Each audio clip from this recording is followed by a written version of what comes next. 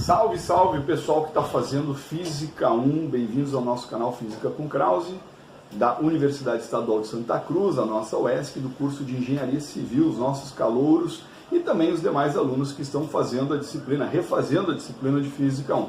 Né? Então passei para vocês aí uma lista de exercícios e a partir de agora vamos começar a fazer a correção dessa lista. Né? Então espero que vocês já tenham antecipado, né, tentado fazer as questões, para que agora você verifique se acertou ou não as questões que nós demandamos para vocês aí na nossa primeira lista. Mas lembre-se, hein, só pode ver essa resolução depois de ter tentado resolver as questões, tá certo? Então vamos lá, galera, vamos começar a resolver aqui, olha só. Então a primeira questão da lista, ele forma o raio da Terra, né, 6,37 vezes 10 na sexta metros, e ele pede que você dê as respostas em quilômetros, né, quilômetros, quilômetro quadrado, quilômetro cúbico.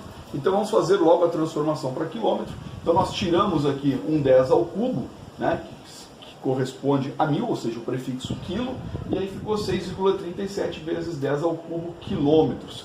Bom, então ele pede a circunferência da Terra, lembra que a circunferência é 2πr, considerando que ela seja esférica, né? Então você vai ter 2 vezes π vezes 6,37 vezes 10 ao cubo, e aí você tem então uma circunferência aproximada de 4 vezes 10 a 4 quilômetros. Beleza. Agora vamos para a área. Então a nossa área é de 4πr ao quadrado, então uma área 4π, o raio aqui ó, já foi colocado, né, ao quadrado, e aí fazendo a continha, lembra, essas continhas joga logo na calculadora para resolver, né? E aí você vai ter uma área aproximada de 5,09 vezes 10 a 8 quilômetros quadrados. Em seguida ele pede o volume da esfera, então, da Terra, né? Então 4/3 de πr ao cubo, então 4/3 de π vezes o raio elevado ao cubo. E aí você também na calculadora encontra um valor próximo aí de 1,08 vezes 10 elevado a 12 quilômetros cúbicos. Então essa foi a nossa primeira questão tranquila, acho que questão fácil, é mais continha mesmo, né? Lembrar de fazer a transformação para quilômetro e aplicar as fórmulas e resolver o problema, tá certo? Próxima questão, ele diz que 1 milímetro de chuva, que é uma forma que a gente tem de determinar a quantidade de chuva que cai numa determinada área, né? Então 1 milímetro de chuva corresponde a uma altura de 1 milímetro para uma área de 1 metro quadrado.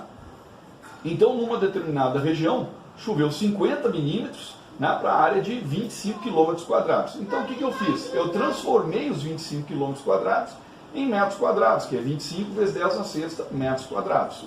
Bem, então o que eu tenho? Volume, lembra? É a área vezes a altura. A área 25 vezes 10 na sexta, né, vezes a altura, 50 vezes 10 a menos 3. Olha só, pessoal, ficou vezes 10 a menos 3, porque eu passei para metros, tá? Aqui está em milímetros e aqui, então eu passei para metros. E aí eu tenho, então, um volume de 1,25 vezes 10 a sexta metros cúbicos. Pronto, e agora a gente determina a densidade, a relação entre densidade e massa. Né? Então a gente sabe que massa é a densidade vezes volume, ou densidade é massa sobre volume, e então a gente começa a resolver essa questão agora da massa.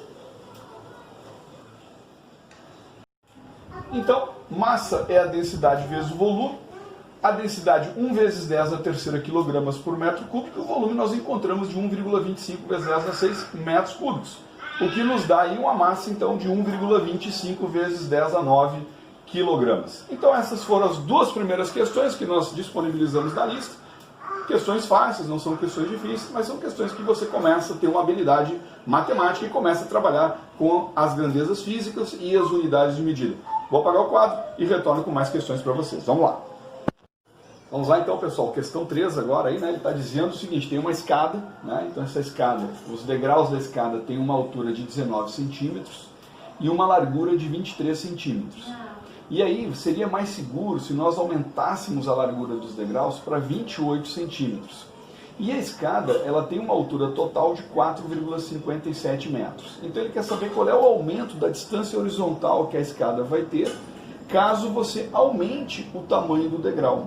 Então vamos lá, a gente desenhou aqui, né? Ó, você tem 4,57 metros do tamanho da escada, e aí começou a desenhar aqui os degraus da escada. Então a altura do degrau é 0,19 metros, né? Passei para metros, e a largura do degrau vai ser de 0,23 metros. Então o que eu preciso fazer? Eu preciso saber quantos degraus eu vou ter para poder determinar o aumento, né? Então, ou seja, se eu tenho que a altura total da escada é 4,57 metros e a altura de cada degrau é de 0,19 metros, ou seja, 19 centímetros, eu vou ter algo em torno de 24 degraus. Beleza.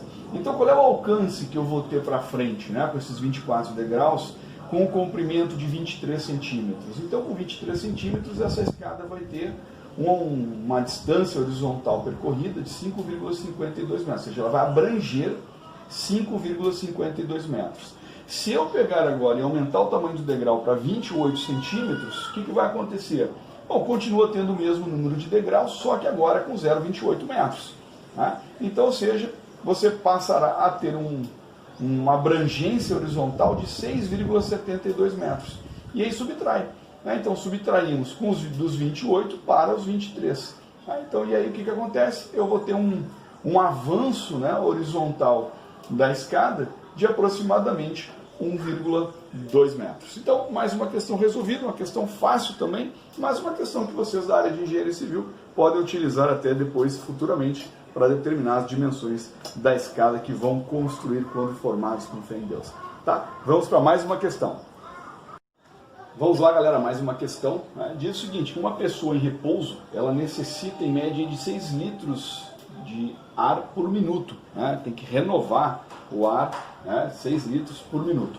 E um ladrão ficou preso num cofre às 10 horas da noite e o cofre só seria reaberto às 10 da manhã.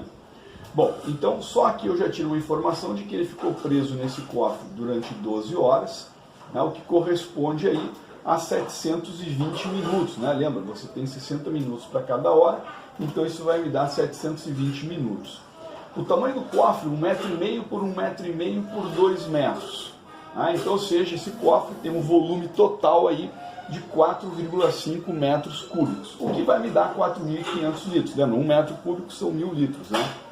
Bom, ele quer saber se esse cara vai estar vivo ou morto. Né? Parece a história do gato de Schrödinger, né? Se está vivo ou se está morto. Né? Só vai saber depois que abrir o cofre. Mas a gente consegue descobrir aqui antes com essas informações. Repara, né, você vai ter aqui uma densidade temporal de volume, né, o volume sobre tempo, que vai corresponder a 4.500 litros para 720 minutos.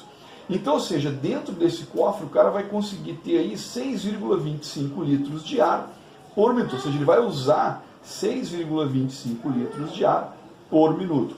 Ou seja, se 6,25 é maior do que os 6 que ele necessitava, então esse cara vai estar vivo quando abrir o cofre e vai estar vivo para poder ser preso, provavelmente, né? Então, tá aí mais uma questão resolvida, questão também bastante tranquila, né? Só você aplicar os conhecimentos e fim de papo, tá certo? Vamos para mais uma. Vamos lá, galera, mais uma para finalizar a primeira etapa da lista, né? Então ele diz o seguinte, que existem no determinado país 50 milhões de carros e esses carros têm um consumo de 8 km por litro. Se esses carros passassem a ter um consumo de 10 km por litro, durante o período de um ano, qual seria o volume poupado? Sabendo que cada carro percorre, em média, anualmente, 16 km, né? Então, 16 mil quilômetros por carro, essa é a distância percorrida. Então, qual é o volume poupado se a gente conseguisse fazer com que os carros tivessem uma média de 10 km por litro? Bem, primeira coisa que a gente vai fazer é calcular qual é a distância que esses carros percorrem. Então, 50 milhões de carros percorrendo 16 mil quilômetros, então vão ter uma distância total percorrida de 8 vezes 10 na 11 quilômetros. Beleza. Bom, qual é o volume então consumido nesse período? Então é pegar a distância, né, dividido pelo consumo, então 8 km por litro. Então nós vamos ter aqui o volume consumido de 10 elevado a 11 litros. Se nós passássemos a ter um consumo de 10 km por litro, então 8 vezes 10 a 11, dividido por 10, nós passaríamos então a ter um volume agora utilizado de 8 vezes 10 elevado a 10 litros. Ou seja, a diferença, né, ou seja, o que você economizou, corresponde ao quê? Ao volume 1 menos o volume 2. E isso vai me dar um volume de 2 vezes 10 elevado a 10 litros, ou seja, praticamente 20 bilhões de litros de combustível nós teríamos economizado se o consumo médio passasse de 8 km por litro para 10 km por litro, para a gente ter uma ideia de como se consome combustível, né, e o quanto você consegue economizar utilizando carros mais eficientes. Né? Então deu 20 bilhões de litros em um ano de economia, com um aumento de consumo aí, né, ou uma redução de consumo, né? Ou seja, você passou a consumir menos, né, andar mais, utilizando menos gasolina, tá certo? Finalizamos por aqui a primeira etapa da lista, depois nós retornamos resolvendo os problemas de cinemática e derivadas e integrais e outras cositas mais. Valeu? É isso aí, pessoal.